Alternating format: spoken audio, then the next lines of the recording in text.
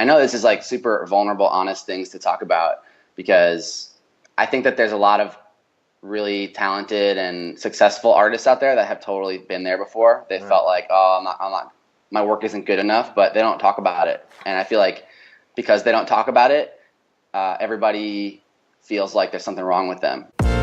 Welcome to the Passion Behind the Art Show. It's all about diving in with individuals to learn the story behind their passion. It's your host, Daryl Pinnock. All right, so I'm super excited to have Eric Friednesohn, aka efdot, on the Passion Behind the Art Show. Eric, welcome, dude. Yeah, thanks so much for having me on. I'm really excited to be here. We've been talking about this for a long time. Let's do it. Awesome. Yeah, we've been trying to make this happen for a little while, but hey, man, I understand. It's all good. Let's kick it off. How did Eric's journey start into design? Yeah, well, I'm from New York, from like suburbs of New York City, and I've always really been drawn to art. And when I was in school, I'd taken art classes. That was my favorite class. It's pretty typical of anybody who's creative. They're like the artsy kids in school. That was definitely me. I also liked other subjects, but like math and science, but art was kind of my jam. I would really get into the zone, and I wouldn't want to leave class. So that was how I started expressing myself when I was a kid. And then I didn't really know anything about design, as you don't really know when you're a kid. But as I was getting through high school, I saw that there was a graphic design class, like once a week for a whole semester, and it was basically just an intro to Photoshop. And that was interesting to me, so I tried it out. I also should mention that my grandmother was an artist. She's a stained glass artist, actually. So she like cut the glass and melded it together and designed all these amazing layouts. And she would always buy me art supplies growing up. And I never actually learned about how to make stained glass from her.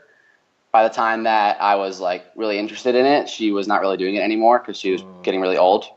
But that was definitely a huge inspiration for me because she was making a living as a commercial artist. Wow. And so, yeah, that kind of skipped my parents' generation, but I definitely had that gene from her. So now, where are you now? Your intro into Photoshop in high school. You're getting ready. When you got out of high school, like where did the journey turn from then? Yeah, sure. So I really wanted to keep being creative. I was also really into skateboarding, and was like, okay, maybe I could be a skateboarding photographer or a videographer. So I was looking into like majors in college, what I could study. And honestly, I don't know. I just felt a little bit pressured into going to college. I wasn't sure if I really wanted to go, but in order to make my parents happy, they really wanted me to get a college degree. And that's where I was at. I wasn't really thinking like it was an option to not go to college. So I was looking at the majors, and there was one that was interesting to me. It was like photojournalism, and then visual communication, and actually ended up applying to Drexel University in Philadelphia for communications. I wasn't really sure what communications was, but I liked the sound of it, and I went to the school, and I started like, I don't want to be in this major. I want to be in visual communications, and they were like, oh, well, that's graphic design. So I ended up in the graphic design program at Drexel, and I really fell in love with it there, man. Like, it opened my eyes to all the stuff that you see now when you walk around. You notice things. I really wanted to develop that eye of being able to see the world through the lens of a designer. Okay. And that was just super interesting to me. So all the classes in composition, just taking the basics, and then eventually learning about typography. I did a couple internships while I was in college, and I was able to come back to New York for those, which was really nice. And you'd think that if you grew up near New York City, why don't you just go to school in New York City? Because that seems to be where all the best design schools are. But I felt like I was going to live there after college, and I wanted to see something a little different. Also, I wasn't 21 yet, so I felt like kind of like a young buck living in New York City. I wanted to like experience that after I was 21. And that was a good decision for me, I think. Still skateboarding a lot and shooting photos of my friends. So graphic design definitely wasn't my only creative hobby. Like through college, I was making videos and taking photos all the time. Um, what else? Let's see.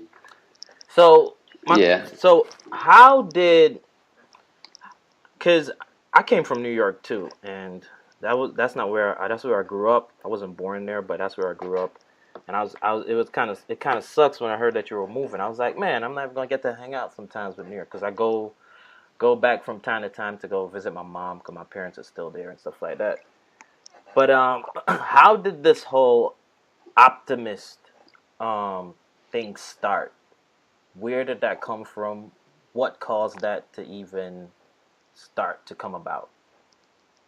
Yeah, sure. I'll tell you the story. So when I was finishing up college, I ended up getting a job where I had an internship at an agency in it was like kind of within the MTV company. So I worked with MTV for a little while. I had a couple different jobs. I tried to do some traveling as well after school because I just had the itch. Right. And then eventually I ended up working in Manhattan for this clothing company, and I really hated that job, honestly. I was making like banner ads. I was taking what other people designed, and I was changing it to make it work for different formats. Like that was the extent of my creative freedom at that job.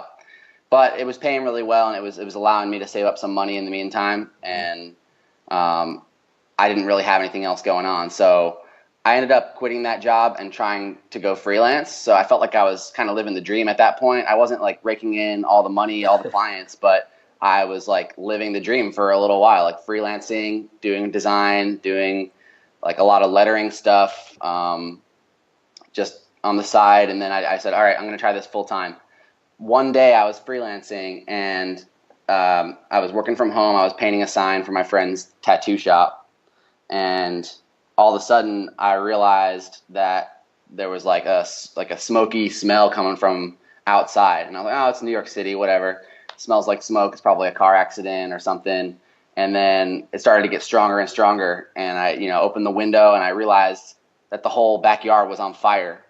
Wow. Like, no joke. Like within a minute, my windows shattered, and I had to run for my life out of my apartment. And I could see the fire coming in through the windows, and I was on the second floor, so you can imagine if the backyard's like a little enclosed area, coming like a fire pit basically coming up. And it was a really, really scary experience. I wasn't really able to grab anything. We had 2 cats in the apartment, and I had to leave them behind because I couldn't find them, and I had to kind of save my own life, which was really tough. And when I went back into the apartment, everything was burned, everything was gone, and the cats were gone.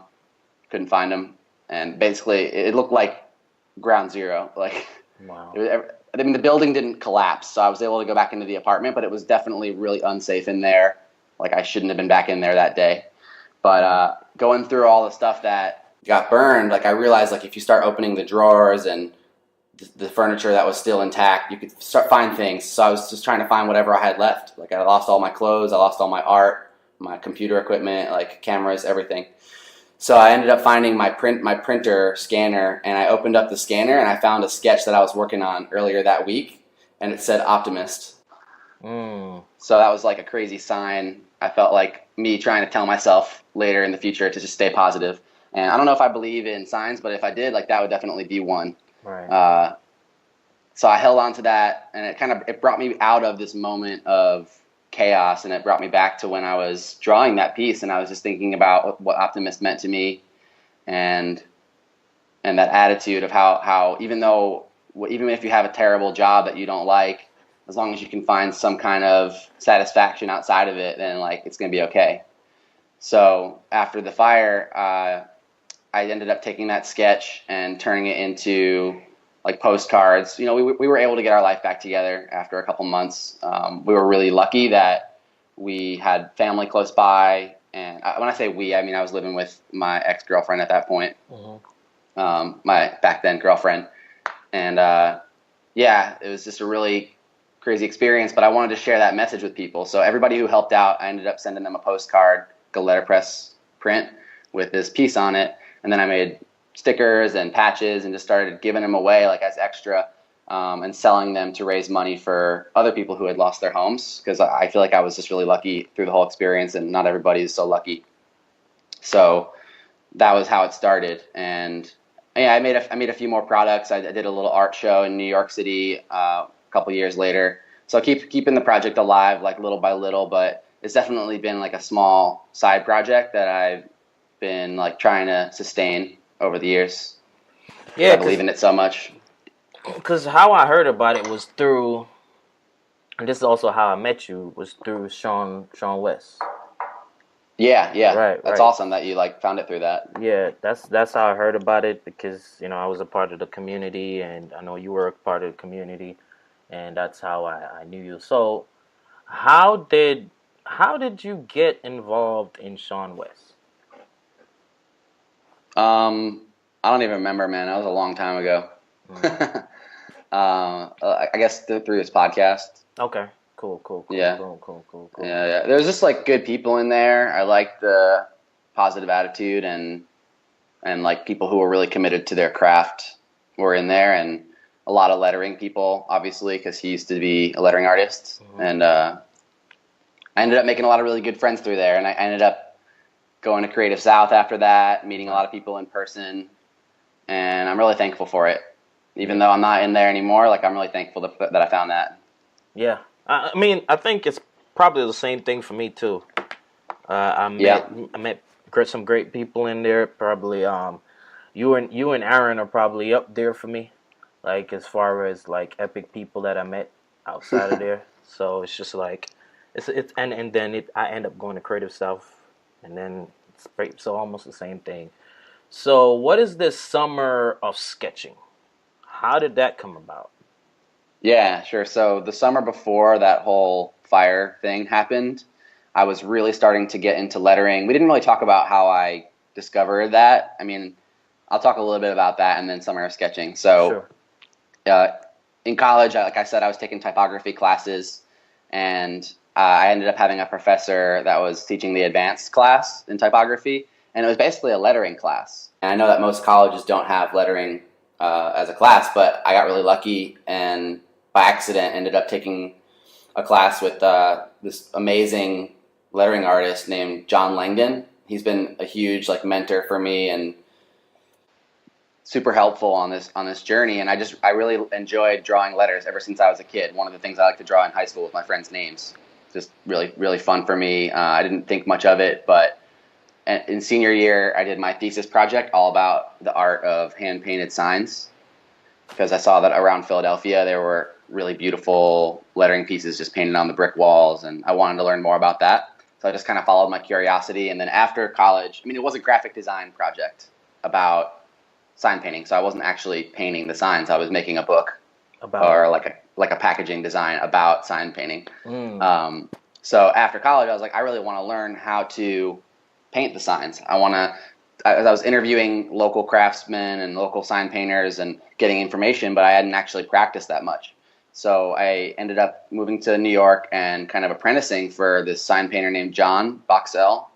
It was a short, like few months, but I assisted him on a few jobs, and I really enjoyed working with my hands again, because I was never really into digital design. It was just something that I did because I knew that it was in demand. And when I say digital design, I mean design to be viewed on the web. I still enjoy working in like Photoshop and Illustrator, but I always like that the finished product is physical. Right. For some reason, that maybe it's from my grandmother. I don't know. So the summer before that whole fire happened, I guess that was 2012 or no, 2013. I was really getting into the lettering, and I also realized that I was spending a lot of time indoors and just sitting at my desk drawing. So summer rolled around, and I was still like just drawing after work. This is while I was working at that clothing company, and I wanted to find a way to enjoy my summers, like on the weekends, like get outside, go skateboarding, but still get the practice in. So I kind of came up with the idea for Summer of Sketching just based on a need that I had.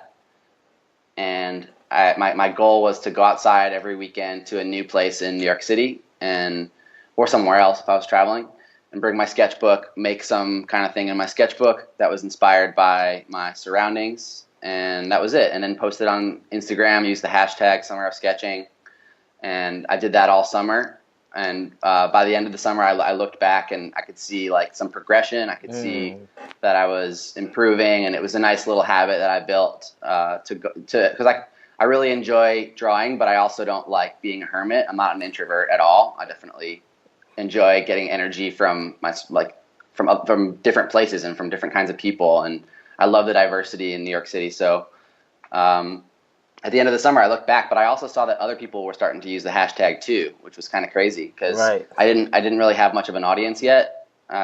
So I was really surprised to see that. And so the next summer rolled around, and I said, okay, why don't I turn this into like a challenge for my friends and for my my community. So that was what I did. I said, come out with me. I'll be sketching here on these weekends. And then it's kind of been growing from there and adding more features to the project, like adding prompts and products and meetups and stuff like that. So I noticed that is your grandmother still alive? No, unfortunately. She passed away 4 years ago. Okay. So, like, how important was she, like, in your creative, other from knowing that she was a stained glass? Well, she was really encouraging. My whole family was really encouraging for me to go down this creative path, and I'm super thankful for that. I know that a lot of people don't have that. They're maybe the black sheep in their family where everybody wants to get a job, wants them to get a job that's more guaranteed. Mm-hmm. But I was always super creative, and my parents said, well, there's no use trying to get him to be a doctor or something. So, but my grandmother, I think her words meant more to me because she was an artist herself. So she knew what was good and what was bad. And she could see in me from a pretty early age that I had some kind of inclination towards it. And I hesitate to use the word talent because I think a lot of people say, oh, well, I don't have any raw talent, so I can't be an artist, or I'm not creative, so I can't be a designer. And I think that you can, it just takes more practice. And like, if you practice enough, you can totally surpass anybody that has like talent, but doesn't practice. Right. That is the truth. That is the truth. So as you talk about some of these people, like, who would you say is the core people that you kind of draw support from, you draw energy from? Who are those people that Eric goes back to? I think I have a few different groups for that, and that's always been like me. I've always had multiple friend groups that I resonated with. So my skateboarder friends, I love going out with them and getting energy through that, just releasing stress. My family, of course, but for support, like when I want to go deep and I have struggles, I have a little circle of friends that I have on Slack, on a Slack group, and that is my bouncing board for sure. Is that a word? Bouncing board? It's a word now. I feel like it sounds something, but balancing board? Yeah. So I always bounce my ideas off them. I also have an amazing girlfriend now that I've been dating for a few months, and she's been really incredible for helping me get through struggles. So, but the Slack group's been around for 2 or 3 years. So I would say those are the two main areas, like my girlfriend, Roxy, and then the Slack channel. And Roxy's also an artist, so she gets it. Yeah, I know Roxy. Roxy's awesome, man, so I'm happy for you guys. Oh, yeah, that's right. You guys got to meet at Creative South, too. Actually, how we originally met, I did, when I was, like, starting my blog out, I did, like, a written interview. That's before even the thought of doing a podcast, and she was one of the people at the time. That's like probably like 2 or 3 years ago. So that's how we initially met, and we've been keeping in touch since. But I heard about the Slack group because I guess I've interviewed a couple people. So talking to them, I hear them talking about it, like Matt. Yeah. Scotty. Matt from Australia. Yeah. Yeah, Matt's awesome, man. So raw thing.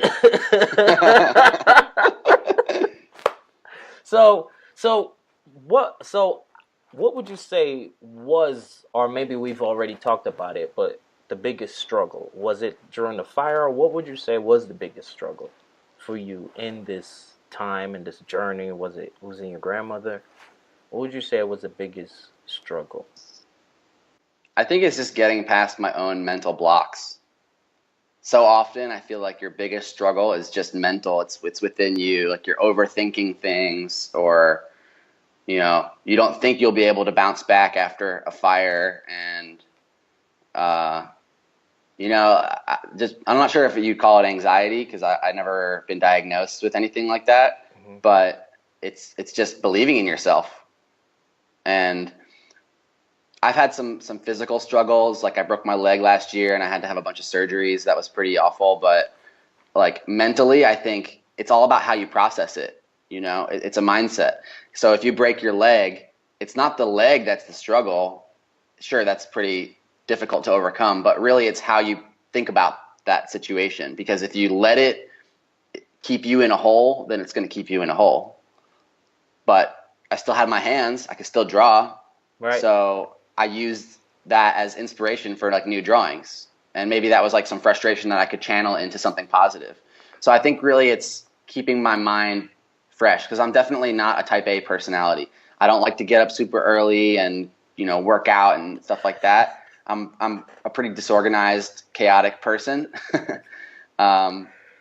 Truth be told, I do like some structure in my life. Right. I have a job right now that I really enjoy, and if I didn't have that, I'd probably be a little lost right now.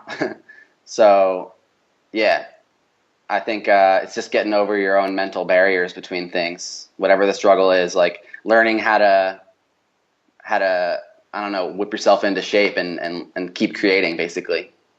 Because I've been through phases where I couldn't create because I was holding myself back, and I know that that's my biggest struggle. So, like, when you say you were holding yourself back, like, what do you mean by that? Just all the thinking between the creating, all the like, can I really do this? Or there have just been phases where I've hit a creative block, or creative block is kind of a myth. More of a burnout period, like burning out, like doing it too much, and then just feeling like, what's the point? Or feeling like you're not good enough. And I know this is like super vulnerable, honest things to talk about, because I think that there's a lot of really talented and successful artists out there that have totally been there before. They felt like, I'm not, my work isn't good enough, but they don't talk about it. And I feel like because they don't talk about it, everybody feels like there's something wrong with them when they start thinking that way. So anybody who's listening, if you're feeling that way, if you're feeling like, what's the point? My work's not good enough, or I'm never going to get through this struggle, this burnout period, where I don't want to create, where I don't get the enjoyment out of it like I used to. I think that it's normal to go through those phases. No one's creative 24/7. No one feels inspired all the time. That's the truth, man. So how do you get out of it? I kind of go back to a few core values, or just try to find motivation somewhere. One thing that I know is that we're all going to die, and I really want to be able to enjoy my time here. So I go back to my roots and think about, okay, well, what makes me happy? I've always enjoyed skateboarding. I'm very happy to be able to do that again after recovering from my broken leg. So for a while that was taken away from me, and now I appreciate it that much more.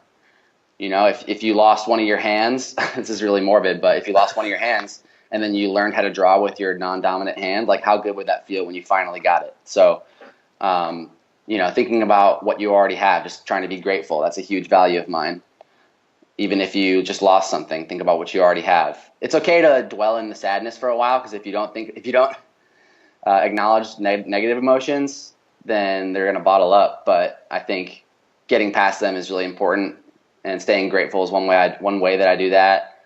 And another thing is that I talked about inspiration there for a second. I'm a big believer that inspiration is not magical like everyone thinks it is.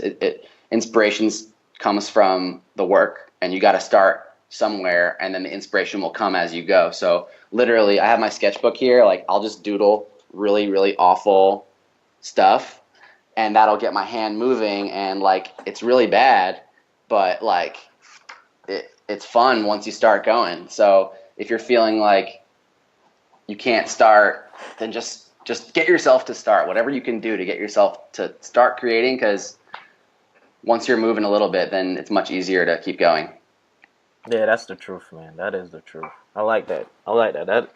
That I think that really people need to hear that, because you see people and you just don't know what they're going through outside of what they post or what they share on the web. Yeah, and it's really difficult because the context of social media doesn't really reward vulnerability and honesty all the time. If it's not Instagrammable, then people don't really care. Most people don't really want to see what real life is like, and that's really difficult because on the other hand, people want authenticity. Mm-hmm. But I think that I heard this from a documentary on Netflix. It was like people don't actually want authenticity because authenticity is like changing diapers. That's what real life is like. No one wants to see you changing diapers. I don't have a kid, but if you had a kid, that would be what real life is like. For me, like no one really wants to see me brushing my teeth or cleaning my apartment. They want to see the highlights, because if I was being real and sharing everything, then it's boring, because real life is kind of boring. So people want to see this curated version of it. I think there's still ways to be yourself through that. Mm-hmm. And there's ways to go deeper on podcasts and stuff, because right. I just think that the context of social media right now is all about that quick hit of inspiration or that beautiful image, and it's real life isn't always as beautiful as that, and I think that's fine. Like there's beauty in like the dullness of it, if that makes sense. I got you. Now, I mean, I think you make sense, and trust me, bro. I got 4 kids. I've changed my fair share of diapers. Oh my gosh, yeah. Damn. Yeah. All right, so I know you're not in the U.S. right now. Where are you? I'm calling to you from Argentina. I'm in Buenos Aires, capital of Argentina. Why in the world are you in Argentina, man? That's a great question. I don't even know, man. Well, I just moved here 3 months ago, and I'm working for a company called WeWork. I was working with this company in New York City for about a year and a half. We make co-working spaces around the world, and my job is to I work with a team called Lunch Money, and we help create the art that goes in these spaces. So it could be murals, framed art, neon signs, wallpapers, rugs, anything that's goes on a wall or a floor or even a ceiling. Usually interior art is what we focus on. So I was working with them for a year and a half, doing all the locations in like the South United States, and I actually did a couple in Atlanta. If you remember, yeah. So now they are expanding throughout Latin America, and they needed to build a design team to be based here. And I said, I really love traveling, and I know some Spanish, so sign me up.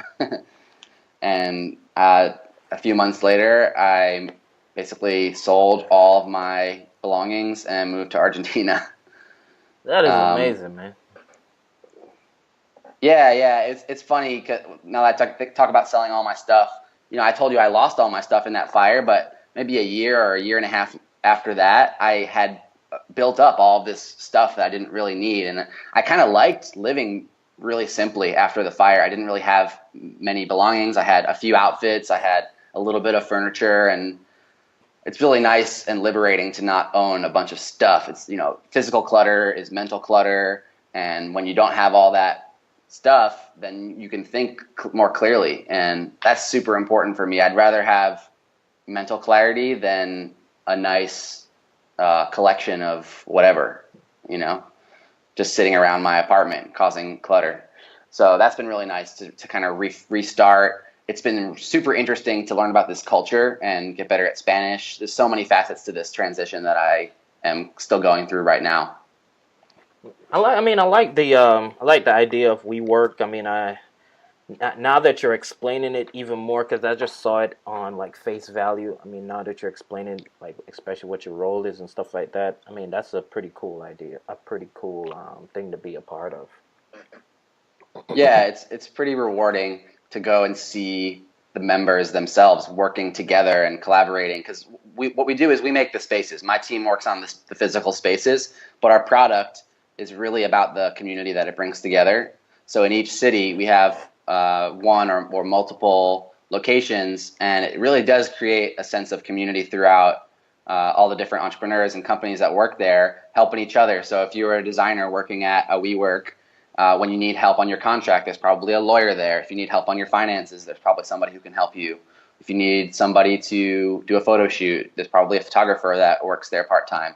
So it's really cool because once you are a part of it, you can start sort of find your network through there and grow your clients and all that. Yeah, if I was freelancing full-time still, I would probably join and at least go there a couple times a week. Yeah, before I took this job, I was freelancing full-time, and overall, like, that's my goal in the future. I'm still really learning about what I want to do next. I'm not really positive, but I want to definitely go back out on my own in a few years. But WeWork's really helping me for sure, so I'm helping them. They're investing a ton in me to help me be here, help this transition, and so a lot of my days while I'm here, I'm working a lot of hours and just putting in the time. I really enjoy the projects, though.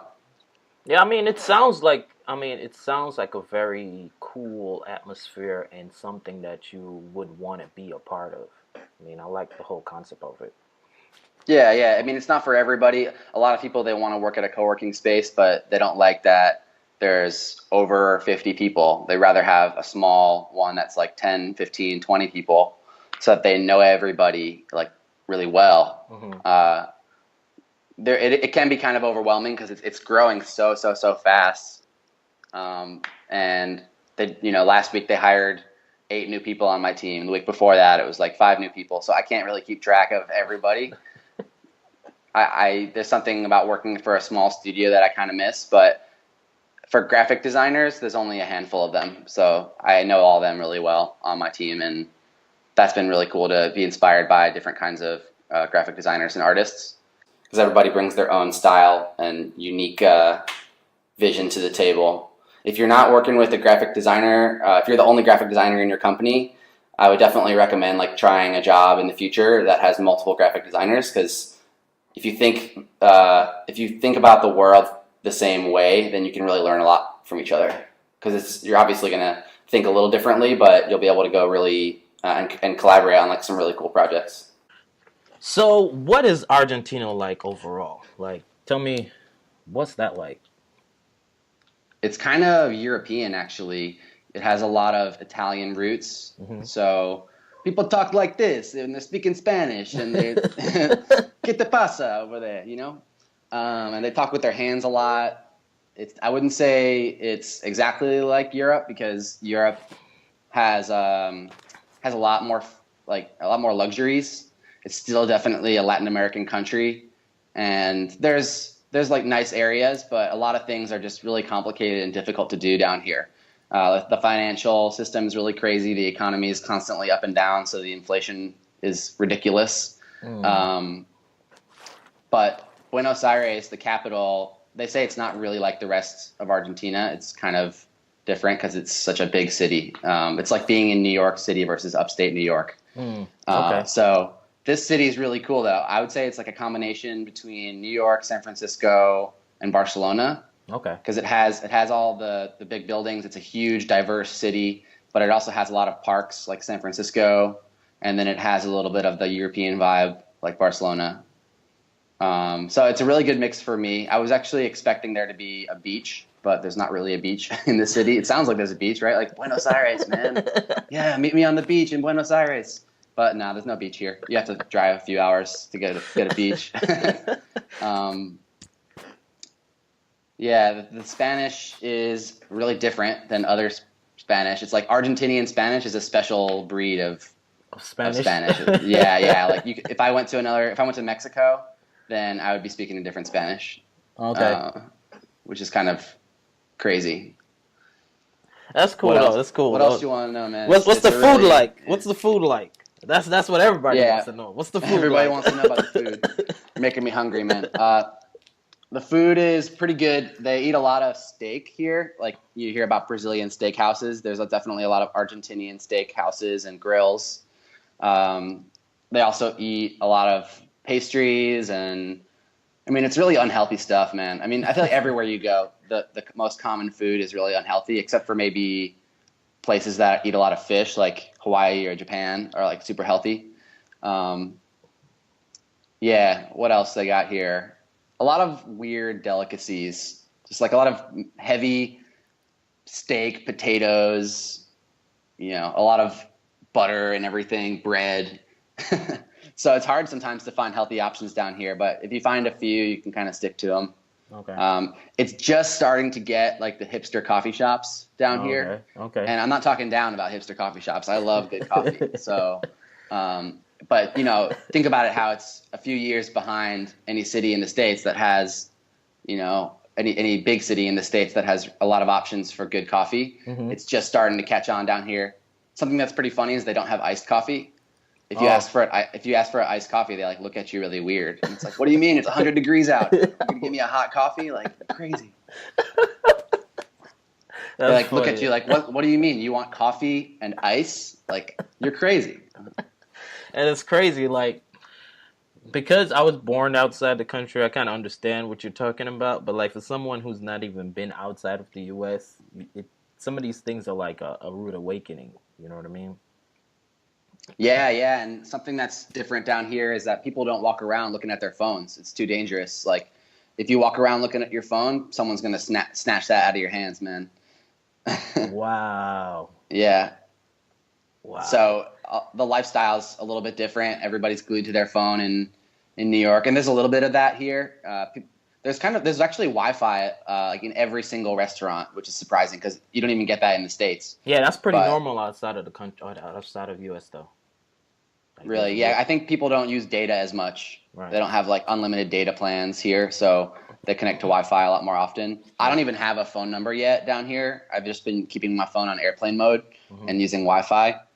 I'll probably get a phone next year because I didn't mention this, but I'm going to be living here for 1 or 2 years. So I'm here for a little while. After this, I'll probably move back to the States. But I need to really embrace this lifestyle. I did live abroad for a little while when I was younger. I lived in Europe for 3 months. And at the end of 3 months, I was like, all right, I'm just starting to understand what's going on. It's starting to feel like I live here now. I'm not just a tourist. But after 3 months, it's like, man, I really want to stay here longer and actually learn. I don't really know what I'm going to get from this whole experience. I know it's going to help me expand my horizon or whatever that means. Expand my brain a little bit. Think outside the bubble of the United States. Right. But I don't really know what's going to come after. And that's kind of exciting to me. That unknown is super important because a lot of people, they just want to control everything. And that's me. Like, I'm a huge control freak when it comes to certain things. I think designers in general are control freaks. Yeah, they got to go a certain way. But if you don't take those risks and go into something that you don't really know what's going to happen, then you're going to be just kind of live a boring contentment life, Like, you're just going to be in your bubble and never burst outside of it. And that, like, some people are super happy with that. I mean, ignorance is bliss, like, super cliche, but I mean, it's true. But for me, I don't want to be just living in the same place, doing the same stuff my whole life. So that's why I'm here. I said yes to the call. That sounds good, man. And even when you talked about that me and my wife, we're planning eventually to do like traveling, and we're doing that long stay traveling. So it's where you want to go? We want to go to a few places. Most of them is in Europe. But nice. We're planning to do like months. Like, we'll go to one spot and stay there for like a few months instead of like, the usual vacation, a week or 2 weeks. Now we're planning to do like a long stay and kind of get in depth in the culture. That's awesome. Yeah. So more people should do that. Yeah. And she's really into traveling. So yeah, we're doing it. We're on the downsizing of everything, and we're doing it, man. It's gonna take a few years, and but we're doing it. I imagine that's so much harder when you have kids too. Yeah, but they're used to, like, because we're always going somewhere new out of the country for vacation, so they're into the traveling. Kind of bred them like that, so they're looking forward to it too. But it's just something that we want to kind of learn other places, man. Yeah, the world is so big. There's so much to see. Yeah. And a lot of people ask, like, how do you get inspired? How do you make your work different from other people. And it's like, you got to take in, like, if you're taking in the same thing that everybody else is taking in, then your output is going to be the same too. So you got to explore like things that other people aren't seeing. Right. And that's the truth. Yeah. So as we get towards the end, like, what advice would you have for creatives out there, Eric? You know, I mean, you've learned a lot, you've experienced a decent amount. Like, what advice would you have for creatives?